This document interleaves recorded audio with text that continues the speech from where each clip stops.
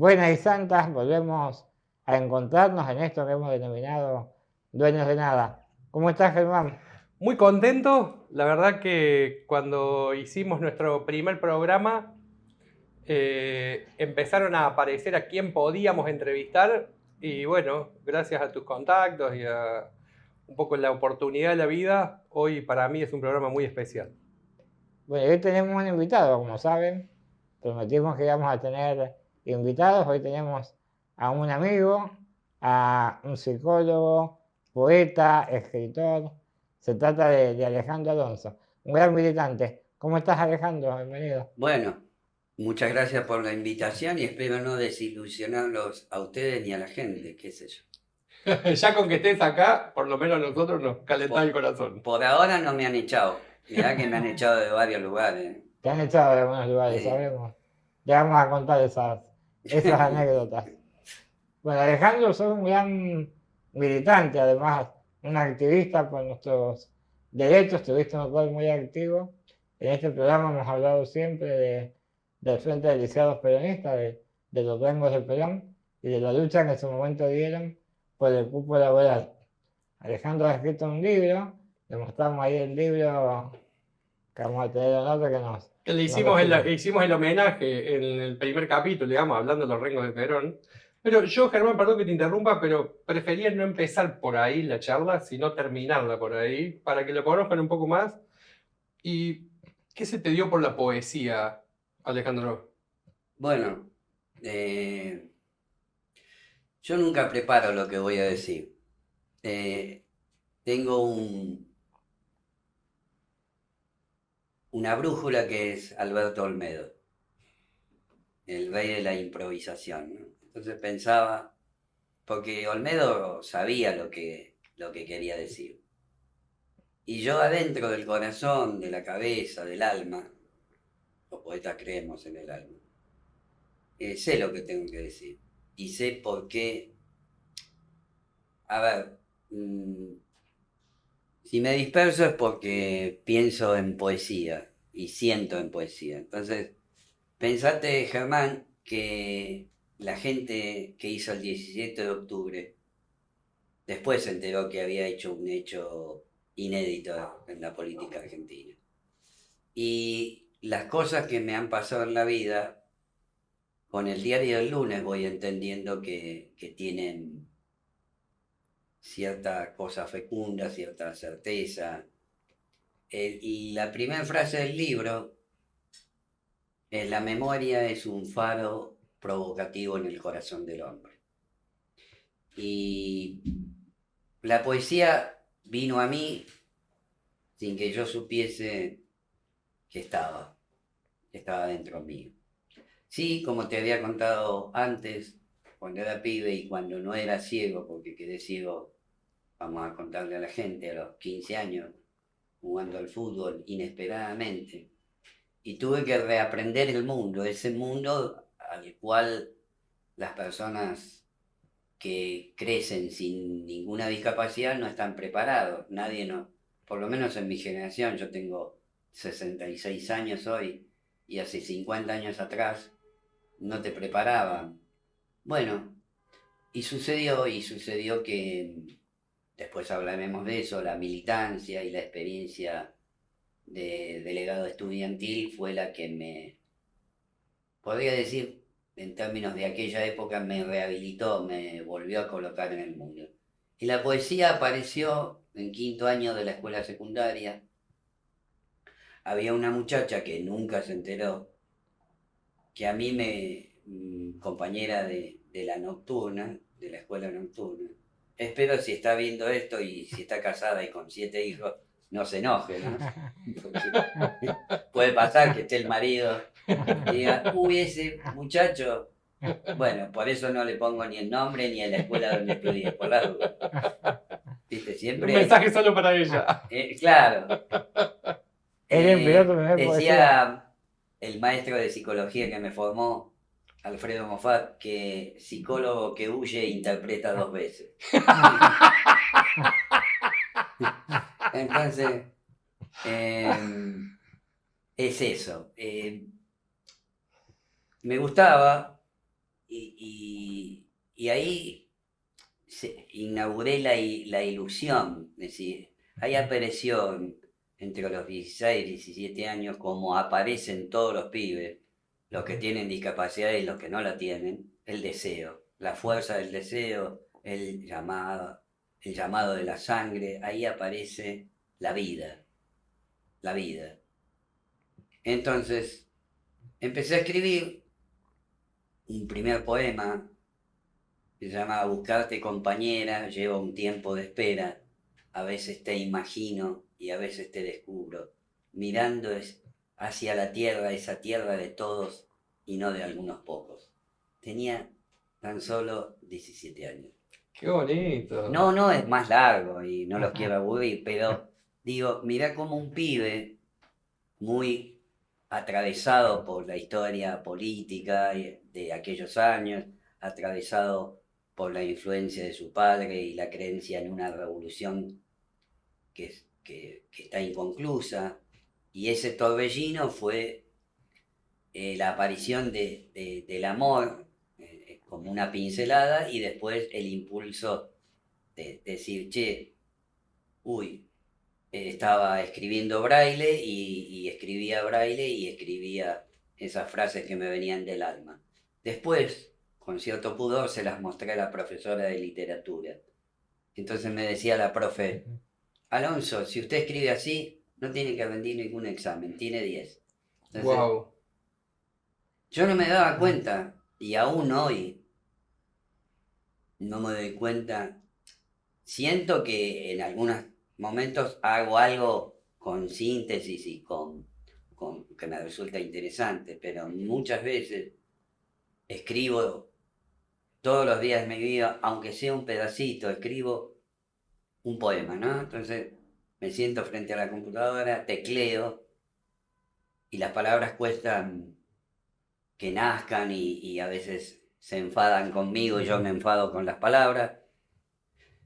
Y lo dejo a medio hacer el poema. Y al otro día, como cuando uno prepara un guiso, ¿viste? Y lo deja reposar, bueno, al otro día lo abro el poema, o lo odio, o me vuelvo a enamorar y digo, bueno, por acá va. El acto creativo es un acto doloroso, ¿eh? No es un acto eh, que está ligado especialmente a la felicidad o a la idea de felicidad. Es un acto desgarrador porque yo no tengo muchos temas. Quizás los otros escritores les pasa lo mismo. Yo hablo sobre el amor, sobre el olvido, sobre el paso del tiempo y sobre la muerte. Hablo mucho con la muerte. En una cultura, en una sociedad donde poco nos enseñan a hablar con la muerte. Hablo con el sentido de amigarme dolorosamente, porque hay algo irracional, es decir, el ser humano, ahí entra en la parte psicológica, pero el ser humano es el único animal de la especie que sabe que se va a morir. Entonces esa angustia existencial lo acompaña toda la vida. Alfredo Alcón decía, el gran actor argentino, que la vida es una comedia que termina mal. Wow. ¿No? ¿Y por qué el formato de poesía y no el de cuento, no el de novela? Digo, porque tu libro tiene otra textura. Este libro, digamos, Los Rengos de Perón, no es un libro de poesía, sino que es un libro que cuenta una historia y que cuenta un momento histórico, ¿no? Que te tiene a vos y otros compañeros como protagonistas. Pero ¿por qué el estilo de la poesía? Me parece un estilo muy arriesgado en términos de metáfora y en términos de imágenes, ¿no? Claro, pero yo jugaba a la pelota cuando veía y jugaba, era flaco, menudo, habilidoso y jugaba de 10 y entonces, y hacía goles de casualidad y hacía otros goles por habilidad. ¿Y por qué jugaba de 10 y no jugaba de otro? Y bueno, Juan Gelman, que para mí es el más extraordinario de nuestros poetas, al igual que Urondo, que el Paco Urondo, ¿no? Bueno, y viene y se da, y a veces he escrito algunos cuentos, tengo una novela a medio hacer, pero creo que soy en algún punto bastante exigente y cuando leo los grandes poetas o los grandes escritores, siento que no sé si, que me parece muy lejano, pero bueno, igual la poesía es el artilugio que tuve para drenar el alma. Mirá vos, ¿no? Ujú. Es decir, el alma cuando duele, sobre todo en tiempos de pandemia, acabo de terminar un libro que lo están terminando de musicalizar, escrito por una gran lectora que es intérprete de tango en Buenos Aires, Lucrecia Merico, y, y me di cuenta, ando por el poema 450, ¿no? Casi Ajá. 500 con el primer libro que se llamó Para vencer al desconsuelo y me di cuenta que no tengo grandes temas, que me rondan obsesiones, ¿no?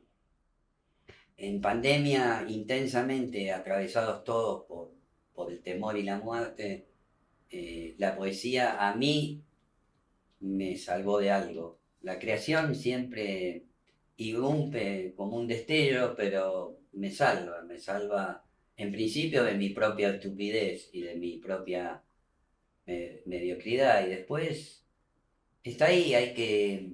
Yo tenía un tío que escribía grafitis, hermano de mi madre, hace 30 o 40 años, ¿no? Decía, por ejemplo, que la uña era la parte pavimentada del dedo y que la billetera era un aparato que regula las relaciones entre la gente. Wow.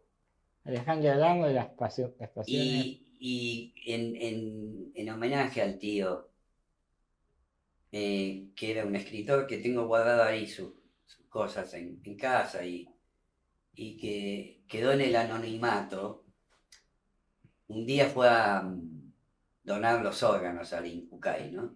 Entonces yo lo acompañé. Manejaba la ironía como pocos y empieza a llenar todos los datos y todo lo que es la burocracia. Y la señorita que lo atiende dice, señor, ¿quiere agregar algo? No, no, vengo a que otro se clave con este cuadro.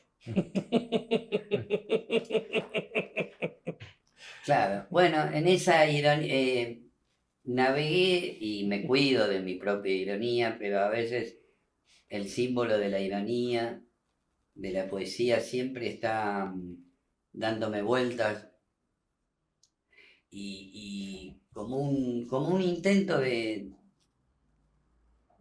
esquivar la muerte o quedar en algo o en alguien, ¿no? Si alguien me preguntara por qué escribiste Los Rengos de Perón, por qué escribiste los libros de poemas, porque eh, uno, por lo menos me pasa, uno tiene cierta fragilidad y el deseo de que lo quieran por lo que hace, por lo que siente, por lo que dejó. Y en la historia de mis padres, que los volvería a elegir si estuviesen vivos, lo más importante para los viejos que tuve no era la guita era una mala palabra. Mi padre, militante, militante en el 17 de octubre, después virando hacia el socialismo y era importante para él la vocación de la trascendencia. A los 4 años, cuando yo tenía 4 años y se entera que tenía una dificultad en uno de los ojos, le escribe a mi madre diciendo, Alejandrito será rico en espíritu. Mirá qué mandato, ¿no? Es decir, Ujú. lo importante era la trascendencia, dejar algo, dejar una huella, dejar pasar por esta vida y dándole sentido a esa vida. Eh, y siempre lo digo cuando presentamos el libro, que esa experiencia colectiva de la que participé nos hace pensar como si fuéramos, como si la vida fuese un cine, ¿no? O una película. Y en esa película uno se ve metido y se ve metido en términos de protagonista o espectador. Cuando vos elegís ser protagonista de la vida, se paga precios. El muchachito de la película a veces lo matan, a veces termina mal. Bueno, yo... Algo que nos gusta preguntar ahí, Alejandro, es alguna película que recomiendes. O sea, alguna película para llorar y alguna película favorita. hay una película que se llama Un hombre llamado Flor de Otoño, que la hizo José Sacristán, y otra película se llama El Nido, que la protagonizó Héctor Alterio. Voy a contarles las dos tramas. La de la primera es... Así no spoilees, digamos, no conté el final. No. Bueno, che, me van a mandar, me voy. Para mí la única que me manda es mi compañera. Y ya llevo 20 años. Viste que las personas con discapacidad pueden hacer chistes también. Sí, Y a pesar Qué de la bueno. desgracia que tienen, Sí, Yo no señor. sé de qué me río, Es una cuestión exclusiva de los portugueses. pero reír nos salva a veces, ¿no? Reír lo salva, sí, Bueno, a ver, la trama es, la primera es la de Sacristán, que es un tipo, un abogado de cierta familia aristocrática en España, en la década del 30 del siglo pasado, que por las mañanas es un gran abogado y por la noche es un tipo que se trasviste y que termina siendo integrante de una organización revolucionaria. Eso me impactó, no voy a contar cómo termina, pero esa idea de cómo uno pasa por la vida y a veces, y en estos tiempos que corren, uno hace ciertos esfuerzos para no trasvestirse, ¿no? Sobre todo ideológicamente. Conservar cierta coherencia, aunque sea humilde y chiquitita, no es nada fácil, porque todo te empuja al éxito, a tener que progresar con el dinero. Y no es que no me guste el dinero, me gusta el dinero, me gusta la buena vida porque somos peronistas, entonces ya aprendimos del general y de Eva que no hay nada mejor que la buena vida. Y la buena vida está enquistada en nuestra memoria en el peronismo.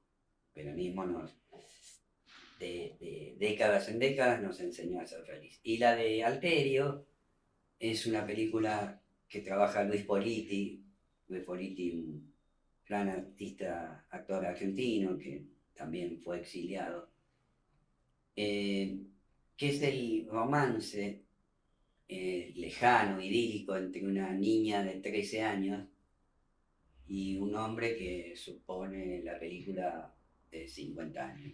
Son dos películas que me conmovieron. Porque lo que más me conmueve en la vida siempre son los actos de amor, sean como sean. De dos homosexuales, de dos muchachas. Siempre creo que lo único que redime la existencia, la imperfecta insistencia y existencia nuestra, es la posibilidad del amor y del deseo. Son las dos herramientas que uno tiene que tratar de conservar. Hablábamos antes, Alejandro, de cómo ves el mundo, y un poco hablando del cine, vos nos contabas antes veías, tal vez la vista, cómo es tu experiencia en el cine. Sabemos que sos muy imaginativo. Bueno, contanos. casi sin pensarlo, yo quedo ciego, no eso, sin pensarlo, abruptamente quedo ciego a los 15 años y para el público en general y para de algún modo intentar hacer docencia, explicar algo que no explican los medios de comunicación, los grandes diarios.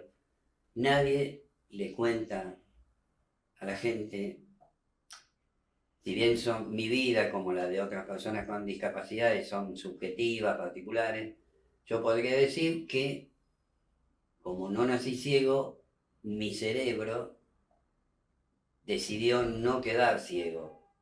simbólicamente hablando. Entonces, yo imagino, voy por las calles, estoy aquí, imagino o pinto la realidad de un modo arbitrario, aunque no sea como ustedes la ven. Pero yo, cuando escucho, por ejemplo, la voz de una mujer o de una muchacha, si esa voz me resulta agradable, impacta en el lugar del deseo, como otros que ven, que caminan, desean, bueno, las personas que somos ciegos también deseamos. Y deseamos porque inevitablemente estamos vivos. Y entonces aparecen las imágenes. Yo sueño que cuando sueño por la noche, cuando me acuerdo de los sueños, sueño que veo ligado a una voz. Sueño con un amigo y aparece la voz del amigo y aparece la silueta, que no sé si es exactamente como aparece ahí. Yo tengo 2 hijas, una nieta y un nieto, o la voz de mi compañera Silvana, que todos me señalan que es muy bonita. Yo también la percibo bonita, a mi modo, a mi manera, con los recursos que cada uno tiene. Ella, que es mi última compañera, me dijo algo que nadie me había señalado. Vos me miraste como no me miró nadie. Bueno, en el sentido más profundo de la mirada, ¿no? La mirada que no enjuicia, la mirada con ternura, la mirada que acompaña, la mirada profunda. Y en ese sentido no me siento ciego, no me siento... pero ¿por qué no me siento ciego? Porque vengo de la profundidad de mi padre, de mi madre, de los compañeros de militancia.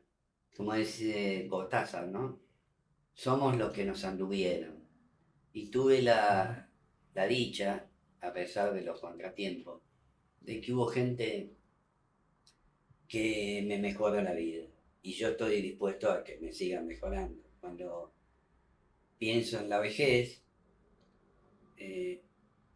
me pienso un viejo quilombero, no un viejo adaptado pasivamente viendo pasar la vida, no, un viejo que piensa, que cuestiona, que, que indaga, que sigue sintiendo. Ojalá que me sigan pasando esas cosas. Yo, respecto a la mirada que decía Germán, hablaba del cine, yo justo en la previa del programa estábamos charlando con vos, tuve la posibilidad de conocerte más de manera personal, digamos, y tenés una mirada muy clara sobre la realidad, digamos. Yo, una manera que pensaba de presentarte era como alguien que tiene una mirada muy clara de dónde está parado nuestro país, de cuáles son los desafíos de esta generación. ¿Cómo construís vos tu mirada a la realidad? Bueno, eso lo aprendí de muy joven por esta gracia de encontrarme con ciertas personas que fundaron el Alejandro que soy.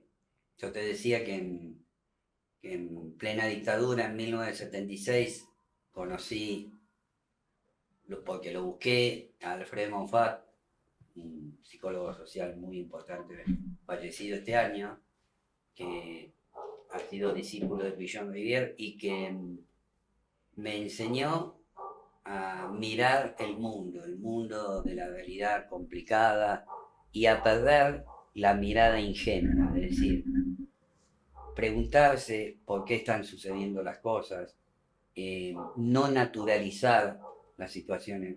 Me acuerdo, a poco de conocerme, me dijo: vos, Alejandro, sos solo ciego de los ojos. Entonces me permitió redefinirme.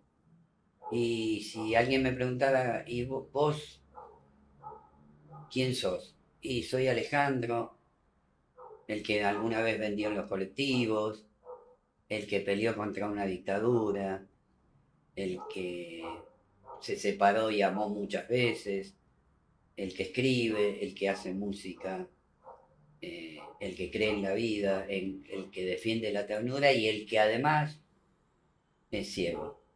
Pero es un rasgo, esto lo tuve que aprender, no es que viene dado, lo tuve que aprender con muchos años de terapia, con esos momentos donde la asistencia terapéutica me hizo aprender lo que era de la ceguera o lo que la sociedad deposita en la ceguera o en cualquier discapacidad, lo deposita por creencia, por formación cultural, por naturalización y lo que es de mi persona. Entonces, todo ese laburo da como resultado que esté acá. Estar acá no es una casualidad, es profundamente agradecido a Germán, a tu hospitalidad, a tu café con leche y a tu entrega también porque me sentí cobijado por ustedes. Llegué acá, casi me trataron como una persona normal. Claro, ¿qué es ser una persona normal? Viste, los normales me aburren, digo siempre, porque son, con todo respeto, a la derecha argentina. Pagan los impuestos, se hacen los solemnes, niegan todos los fenómenos importantes que van sucediendo en la historia, niegan tantas cosas, viste, guardan la mierda debajo de la alfombra. Es el concepto de normal y todos los que entre comillas, no somos o no aparecemos visiblemente normales, cargamos con... Bueno, el cristianismo dice cada uno carga con su cruz, ¿no? Y bueno, ahí habría que empezar a pensar cuál es la de uno y cuál es la que te enchufan, ¿viste? Nosotros les solemos preguntar también qué es para vos estar sano. Y avivarse, me sale así sin filtro, avivarse. Estamos en medio del Titanic. Somos la tercera clase. ¿Cuántos botes hay? Avivarse de que la vida es una sola, que un día, como dice Saborido, che, les aviso que un día te morís, y, y eso implica no dejar nada pendiente, abrazar a los hijos cuando los querés, a abrazar a un amigo, decirle que quiero a los viejos si los tenés vivos, ir a misa los domingos, no, eso no es. Pero sí, ¿ves? Yo que del marxismo y del ateo de mi padre no quedó casi nada, porque si vos me preguntaras si creo, tengo una duda existencial. Por las dudas, creo en que hay una fe o un fervor que no sé si se llama catolicismo o cristianismo, pero me parece siempre un buen negocio apostar a los demás e intentar ser un buen tipo. Muy bien, Ari, la verdad que tengo que ir con una duda de lo que empezaste charlando y es para saber hasta dónde llega el escritor. Esa primera compañera que inspiró esa poesía, ¿leyó la poesía o la guardaste? No, no lo leyó, no, era muy tímido, ahora me hago el canchero, pero era muy tímido. Recostado en la idea de que no veía. Miren, la primera compañera que tuve en el sentido amoroso, que hoy está desaparecida, nos habíamos conocido, ella era tan adolescente como yo, un poco más chica, y entonces la había invitado, para los que no saben, en Buenos Aires, o para los que no conocen Buenos Aires y no tienen por qué conocerlo, hay unos bosques que son los bosques de Palermo, donde los intentos de enamorados van por ahí, daban la vuelta, viajaban en unos botes. Y el mayor susto mío era si yo lograba darle un beso a la chica, estaba todo bien. Pero si acaso la chica me rechazara y se fuese corriendo, no sabía cómo salir del bosque. Me hago las grandes preguntas. Y algo que Qué enigma, digamos, claro, porque entraste, estás ahí, construí el clima, Claro, me te la hacía jugás. canchera, claro. Y después Sí. algo terrible, mi madre con su vocación literaria me lee al inicio de la ceguera, casi en la antesala de la ceguera, los dos libros que estaban de moda, El túnel y Sobre Bebés y Tumbas, que si bien es una metáfora, toda la comunidad o las personas ciegas eran cornudos. Ah, Era un simbolismo, pero después yo lo creí por un tiempo. Después me di cuenta que cornudos podían ser todos, ¿no? sí, sí. Pero eso me llevó un tiempo. Me llevó un tiempo. Es una cuestión exclusiva. Pero bueno, y aprovechando un poco, hablando como siempre con la audiencia, donde les pedimos que nos dejen sus comentarios de esta reflexión, porque hablas mucho de la vida, de vivirla, de tomar conciencia de que la vida es una. Yo creo que vamos a coincidir, Germán, y todos los que nos están viendo. Cuando miramos para atrás nos arrepentimos muchas veces de cosas que no hicimos. Eso nunca tiene que pasar. Tenemos que vivir a full sin ningún tipo de limitaciones. Las personas con discapacidad solemos tener estos miedos, como el que bien señala Alejandro. Yo le he contado también, mi inseguridad al rechazo tenía que ver con mi propia no aceptación de mi cuerpo. Y bueno, eso de animarnos siempre a vivir. Yo quería entrarle al tema laboral, digamos, vos en tu vida, por lo poco que estuvimos charlando, fuiste muy polifacético, sobreviviente, emprendedor, digamos, Uy, nunca... qué palabra jodida, emprendedor. Si se puede, falta que termine de decir. Bueno, perdón, Max, ¿eh?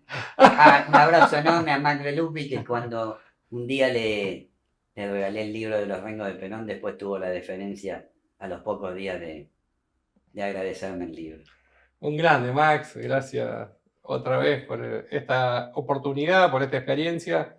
Recordamos, ya que está nuestra audiencia, que se suscriban al canal de Gran Estafa, que miren los otros contenidos que se ofrecen, que nos sigan en las redes sociales. Como decía Germán, nos interesa mucho leerlos y charlar con ustedes. Le ponemos mucha expectativa a construir una comunidad en la que podamos charlar estos temas de manera desprejuiciada, ¿no? Con esta diversidad de miradas. Te decía, en lo laboral, vos fuiste el primer psicólogo social de la Argentina y llegaste a dirigir un instituto de esa especialidad.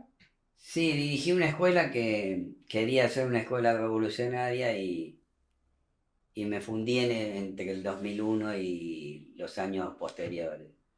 Porque, ¿qué digo hacer una escuela revolucionaria? Porque la psicología social nos enseña a repensar el mundo y repensar. Por eso estoy profundamente enamorado de la psicología social. Trabajo en la escuela de psicología social de Alfredo Moffat, que hoy dirige su hija, y coordino grupos y soy docente, pero estoy más cerca de la filosofía. Es decir, y de un momento que no tenía, que es hacer, quedarme con la sustancia de las cosas. Es como un momento, es decir, el ingreso a la vejez o a la madurez es como que vas despejando la paja del trigo y va quedando lo sustancial de las personas y de mis propios gestos, ¿no? Entonces la vida laboral, yo siento que me están moviendo la silla, no sé si Sí, hay te la un estoy moviendo terremoto. por el Sí, micrófono, sí, es para que sí. quedes hablando bien al frente Sí, del no, micrófono. porque si no quedo de loco, y de Ahí loco está. quedé tantas veces. Bueno, Perfecto. en realidad porque ahora estoy, para la gente, el sentimiento que tengo es de pasión, el mismo sentimiento cuando escribo. Y porque me siento a gusto y porque siento que no me están preguntando boludeces y que están conmigo, están acompañando. Entonces, la vida laboral empezó trabajando en un banco, en el mismo banco donde mi abuelo había sido gerente, el Banco de la Provincia de Buenos Aires.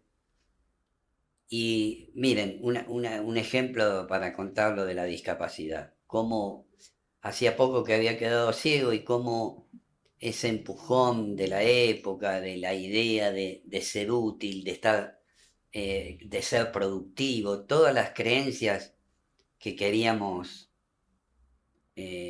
establecer con las personas que no tenían discapacidad. Entonces yo empecé a trabajar.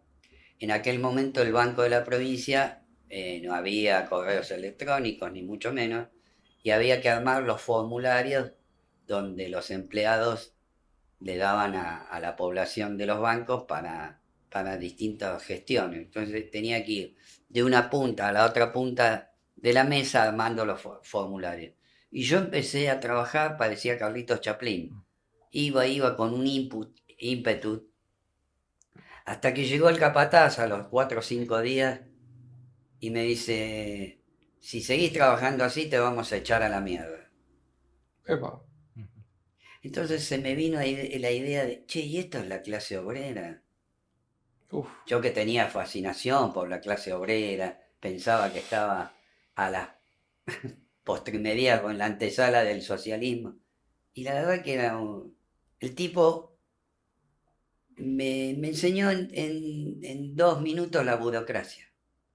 Y no es que me puse onda Milei, ¿eh? Me enseñó No, después, como era rebelde y había faltado unos días, claro, yo quería ser útil, trabajador. Después me di cuenta que todos jugaban otro juego. Y no era un juego entre buenos y malos, o de esa idea de que tenemos que ser trabajadores y sacrificar. No, había una idea de, bueno, además de trabajar había que divertirse, había que ver si podíamos llegar tarde o si podíamos robar un poco de tiempo a ese tiempo tan rutinario, tan sin sentido. Entonces viene el gerente del taller gráfico donde trabajaba y me decía, Alonso, usted tiene que aprender que el banco es como la Constitución argentina. Primero el banco, segundo el banco, tercero el banco. Si cómo se iban instalando lógicas con las cuales yo no estaba de acuerdo, pero no estaba de acuerdo yo ni ninguno de los compañeros que no tenían discapacidad. Entonces, si había alguno que se escapaba de la rutina, yo también aprendí a escaparme. Y bueno, después la desaparición justamente, hoy es el día en que desaparece, mirá vos qué cosa, qué juego de la vida, ¿no? Es el día en que desaparece la primer compañera con discapacidad locomotriz del Frente de Lisiados Peronistas, Claudia Inés Grunberg, a la que le dediqué el libro, o le dedicamos el libro con mi compañero poeta Héctor Ramón Cuenya. Héctor Ramón Cuenya escribió conmigo este libro y escribió entre las muchas cosas que escribió, por eso tenía que encontrar un loco, un cómics que se llama Argentina Potencia, que explota el mundo y solo sobreviven los peronistas. Ese es el argumento. Búsquenlo, está por internet. Bueno, y entonces, al desaparecer esta compañera en el 76 me tengo que ir. Ya no era el juego de robar un minuto o robarle tiempo a esa rutina, sino empezar un sendero absolutamente peligroso, tormentoso, irracional, donde la muerte estaba muy presente y donde la idea de salvar la vida minuto a minuto también estaba presente y la desaparición. Es decir, era un tiempo tan vertiginoso que no nos dábamos cuenta y desaparecían a nuestro costado o a nuestro lado siempre día a día un compañero distinto. Pero como estábamos en ese tren fantasma, en esa carrera alocada, de la cual no reniego, claro, estoy describiendo un momento tortuoso, oscuro, terriblemente horroroso de nuestra patria, pero no desdeño aquella intención, aquella calurosa y fraternal manera de querer mejorar el mundo. Es decir, no lo niego, creo que si volviera a vivir, seguramente corregiría algunas cosas, pero la idea de hacer un mundo más justo, más humano, más solidario, es una idea que me acompaña y espero que me acompañe hasta el último minuto. Tres cosas me aparecieron ahí, Ale. Una es el día que no viene a laburar una compañera, ¿no? Del trabajo. Ya todos decían, che, no vino, le pasó algo, estaba claro que ella participaba en actividades en contra de la dictadura, estaba claro que su vida estaba en riesgo y ella se estaba exponiendo, estaban a favor algunos diciendo, che, está bien que a los revoltosos los repriman, estaban en contra, indignados, asustados. Eso respecto del momento, che, llego a laburar, decís, che, hoy es el día que se conmemora, ¿no? Ese día. ¿Cómo se vivía ahí en el día a día? No, porque es como pensar que era un momento muy belicoso, no era una guerra, pero las sensaciones de las atrocidades de una guerra en este presente, desaparición de niños, de jóvenes, de militantes populares. ¿Qué edad tenía ella en ese momento? 19 años. Ella tenía 22. Vos 19, ella 22. Sí, pero yo no tenía puta idea de que a la gente, estoy hablando de octubre del 76, que a la Wow. gente se la secuestraba y desaparecía, Claro. porque nadie tenía idea Claro. en ese momento. Claro. Pero sí ya había habido desapariciones y nosotros fuimos a dar, después de la experiencia del Frente del Liceo Peronista, a Cristianos para la Liberación, que era una expresión que tuvo que ver con los sacerdotes del tercer mundo y donde al aparecer la dictadura, ese frente político que tenía todos los visos de legalidad y ese lo que se llamaba en ese momento organismo de masa, que era la Unión Nacional Socioeconómica del Lisiado, que es la que construye la ley laboral, tenemos que escapar, tenemos que buscar nuevos lugares, y esta compañera desaparece en la zona de Belgrano, donde hoy está la Andis, y nunca más supimos de su destino. Y bueno, el fragor de aquel tiempo nos hizo naturalizar algo que era el espanto. Entonces todos perdimos los trabajos, todos los compañeros que militábamos en esa expresión de las personas con discapacidad. Y bueno, y había que ¿Lo perdiste el trabajo porque te echaron o No, porque no. decidiste dejar de ir para preservar tu vida? No, en el legajo que lo pude rescatar, después de muchos años, dice, como decían en todo ese tiempo, cesante por abandono de tarea. Esa era la expresión. La dejaste ir a laburar y te cesantearon.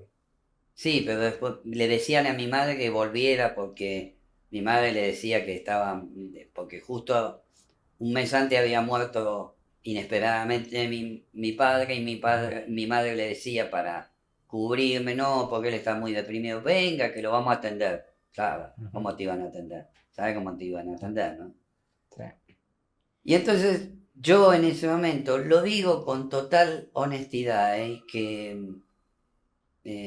como nunca quise pensar en un panfleto político, en el sentido de que nuestras vidas tenían y gozaban de tanta humanidad como la de todo el pueblo argentino. Es decir, lloramos, nos enamoramos, atravesábamos los fracasos. Entonces, cuando me entero que me tenía que ir de mi casa, viví como una especie de novela de aventura. Un infantilismo de mi parte, pero No es que a los 19, digo, claro, mucho. porque a los 19 tenés una sensación, que ahora lo puedo explicar desde la psicología, que tenés la percepción de que, primero, que la muerte está muy lejos, pues tenés 19. Y segundo, tenés la idea de que sos eterno.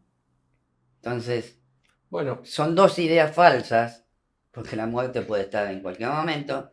Y bueno, me pasó eso. a mí me pasó a los 40 años de darme cuenta que todas las ideas que yo tenía del poder me las había sembrado Hollywood. ¿no? Toda la manera en la que yo describo, concibo la acumulación de poder, tenía que ver con historias, modos, ¿no? De uso de la violencia, modos de organización, digamos, todos los imperios que yo vi, que yo sentí, de lo que yo admiré u odié, ¿no? Eran construcciones cinematográficas de un país que tenía un interés cultural en que nosotros sintamos o percibamos el poder de esa manera, ¿no? Y de construir esa idea de poder y poder pensar desde la Argentina del 2020, ¿no? Pensar desde el sur del mundo, pensar desde países que no ocupan la centralidad en la organización de los modos de vida, es un esfuerzo, primero, de tomar compromiso con el mundo en el que queremos vivir como protagonista. Digo, me sentí muy identificado con eso que Yo, decías, ¿no? De ser yo protagonista. que ahora estamos trabajando con compañeros de Córdoba que intentaremos producir la película que deriva del libro. Y Eduardo Españolo, que va a ser el director y está armando el guión. Le mandamos un cariño a Eduardo, le mandamos un cariño a todo el equipo que se ha puesto al hombro a hacer realidad una película. Entonces decía, él cuando nos conocimos decía, mira, si hay algo que está bien descrito volviendo a esa idea de no al panfleto, ¿no? No al quilapayún, a salir con la tierra es de todos, no, la tierra no es de todos. Nunca fue de todos y quizás nunca será de todos, no lo sé. Pero nosotros crecimos en esa manera. Entonces, hay un poema que yo le escribí a la ceguera que dice, la casa fue en pedacito, ¿no? Empieza. La casa fue sitiada por el miedo y un oscuro dolor atravesó la primavera. Y bueno, y eso podría ser una imagen de la dictadura.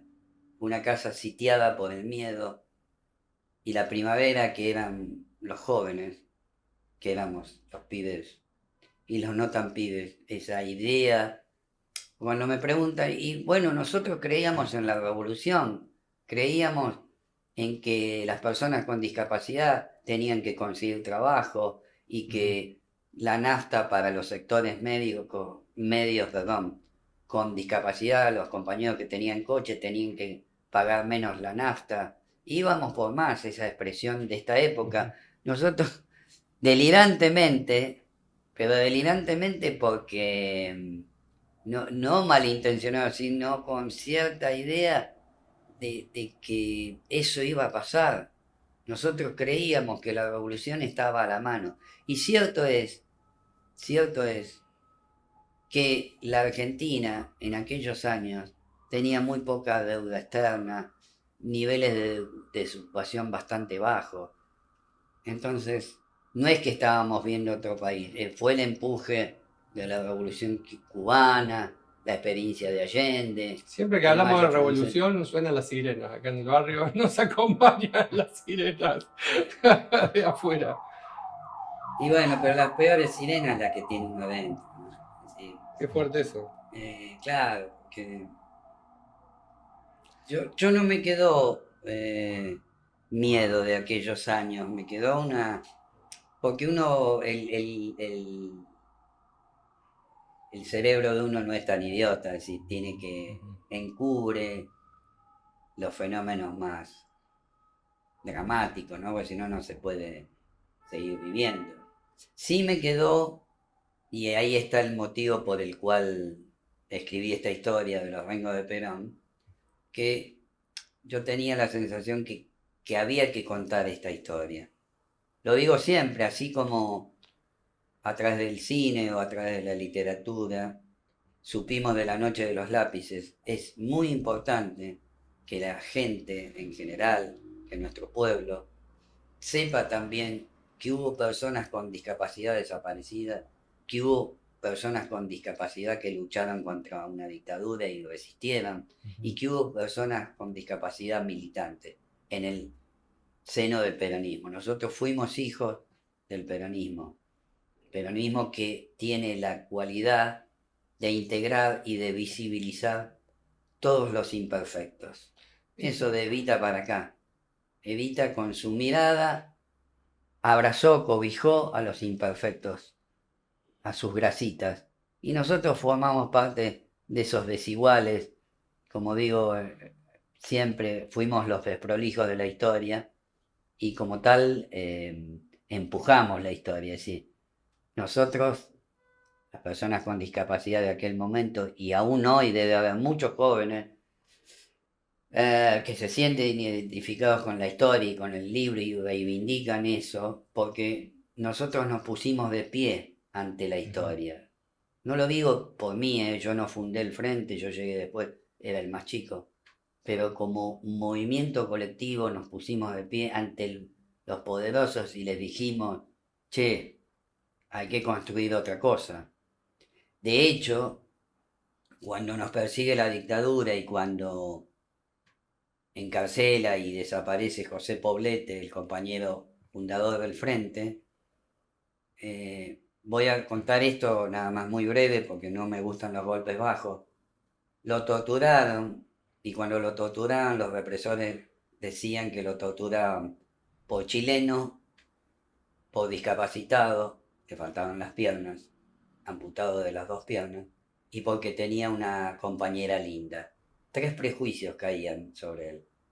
Y bueno, eso es importante, más allá de que estés en política o no, siempre, inevitablemente, a las personas con discapacidad y a todas las minorías, la cultura cuelga prejuicios. A veces los cuelga por creencias, por la ignorancia como principal problema, y a veces porque parece que los seres humanos nos resulta imposible no degradar al otro para creernos que estamos por encima, ¿no? Qué fuerte, Ale. Gracias por compartirlo. Sí, les contamos a los que nos están viendo por qué luchaban. Luchaban por esta igualdad. Mucha de la gente que nos escribe en redes reclaman por derechos con total legitimidad, el cupo laboral. Bueno, este frente luchó por un cupo laboral. No pedían nada distinto a lo que hoy reclama el colectivo de personas con discapacidad, pero fueron los primeros en elevarse a hacerlo y sabiendo lo que había enfrente. Yo ahí te quería preguntar, Ale, ¿por qué elegiste esa foto? Que nos cuentes un poco de la foto de tapa del libro. Y justo a un ciego le pedí que te cuente la foto. Vos claro. sos está bien que me integre, pero no para tanto. Sos extraordinario. Qué grande.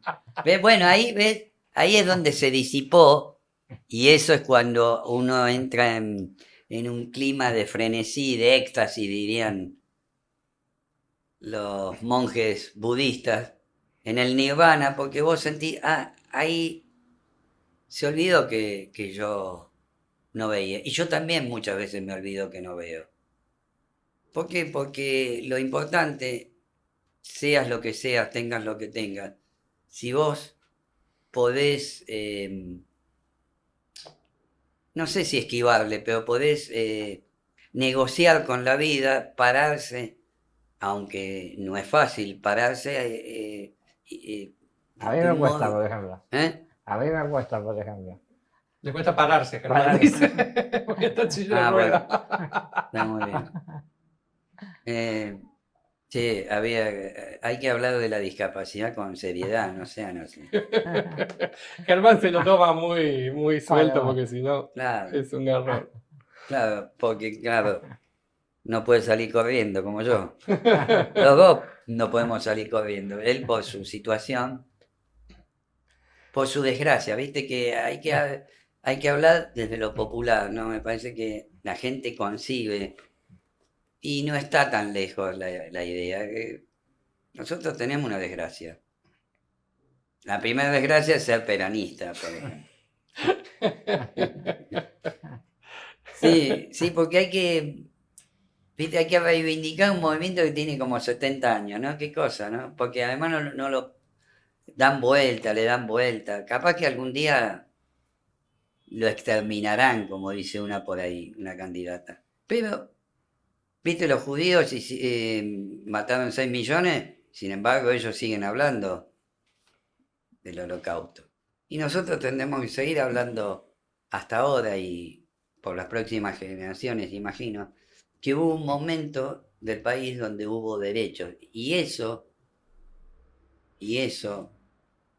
nos resignifica en América Latina. A mí me pasó cuando fui a presentar el libro en España y me di cuenta, cuando uno está lejos se da cuenta del peronismo, es decir, el peronismo son los derechos, con todas las contorsiones que tiene el peronismo, ¿eh? Con los yates, con todo, pero están incluidos todos los aspectos humanos, lo bueno, lo malo, lo feo, lo lindo, la belleza, el odio, todo lo que aqueja a un movimiento muy singular y que yo hablo tanto de eso porque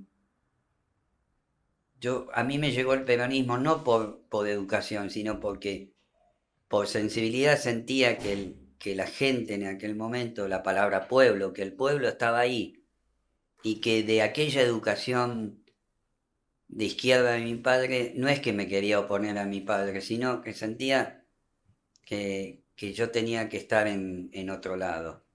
Y mi padre en ese sentido no se sorprendió cuando él que me hablaba tanto de militar, cuando se enteró que yo militaba, medio se asustó. Pero porque, bueno, me pasaría a mí si yo pienso en mis hijos militando, ¿no? Sobre todo en el advenimiento De la dictadura, de claro. la dictadura. Bueno, Alejandro, la verdad que para nosotros ha sido un inmenso placer tenerte acá, se nos ha pasado volando esta hora. Sí, la verdad que Cuando quieran vuelvo, ¿eh? Qué lindo, sí, por Cuando favor, me te sentí tomamos la muy palabra. cómodo y hay mucho para Hay mucho para para charlar. seguir. Yo me quedé con un montón de preguntas que no te quería interrumpir porque estaba linda para dónde iba la charla. Pero bueno, le decimos entonces a nuestra audiencia si tienen ganas Voy a de, hacer la B, si me la ven. de compartir preguntas. Digo, nosotros estamos ahí en las redes para charlar y para ver qué les Y pasa con puedo estas pasar un reflexiones. aviso que, Sí, claro. que quien quiera no comprar el libro, que no es el efecto de lo que quiero decir. Si alguno de los compañeros en cualquier lugar del país quiera Leer el libro. leer el libro o difundir la historia, yo voy como los pastores evangélicos, viste que van con la Biblia a todos lados. Bueno, yo voy con la voz de los compañeros y la memoria de los compañeros a todos los lados que me piden. Qué Muchas bueno, gracias, me he gracias, sentido. Gracias a los dos Germanes y gracias por la invitación, compañero de Jaque. Así que ha sido un gustazo.